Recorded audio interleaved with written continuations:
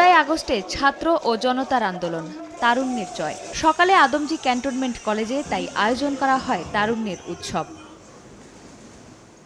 আয়োজনে যুব ও ক্রীড়া উপদেষ্টা বলেন, কোনো স্বৈরাচারী রাজনৈতিক দল আসন্ন জাতীয় নির্বাচনে অংশ নিতে পারবে না। গণহত্যার দায়ে আওয়ামী লীগকে শুধু বিচারিক প্রক্রিয়ায় নিষিদ্ধ নয়, আদর্শিক ও রাজনৈতিকভাবে নির্মূল করা হবে। সরকার আগে স্থানীয় নির্বাচন করতে চায় বলেও জানান তিনি।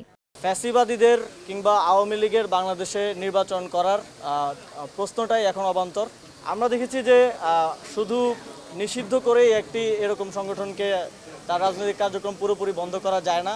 আমরা শুধু নিষিদ্ধ না, আমরা মনে করি যে এই ধরনের একটি ফ্যাসিবাদী দল যারা নাজিদের মতো গণহত্যা চালিয়েছে তাদের বাংলাদেশ থেকে নির্মূল করা উচিত, এবং সেটা করার জন্য শুধুমাত্র লিগ্যালি নিষিদ্ধ করা দিয়ে সমাধান নয়, অবশ্যই আইনি প্রক্রিয়ায়, বিচারিক প্রক্রিয়ায় আওয়ামী লীগকে নিষিদ্ধ করা উচিত। সরকারের সদিচ্ছা আছে স্থানীয় সরকার নির্বাচন আগে করার, এবং বাংলাদেশের মানুষ তাদের যে প্রাত্যহিক সেবা সেগুলো পাচ্ছে না, এবং সেগুলো নিশ্চিত করাটা এই সরকারের অন্যতম দায়িত্ব। এদিকে সাংবাদিকদের প্রশ্নের জবাবে কুয়েটে হামলার ঘটনায় নিন্দা জানিয়ে উপদেষ্টা বলেন, যেই জড়িত থাকুক সবাইকে আইনের আওতায় আনা হবে। এছাড়া স্বায়ত্তশাসিত বিশ্ববিদ্যালয়গুলোর প্রশাসনকে দ্রুত ছাত্র সংসদ নির্বাচন আয়োজনের আহ্বান জানান তিনি।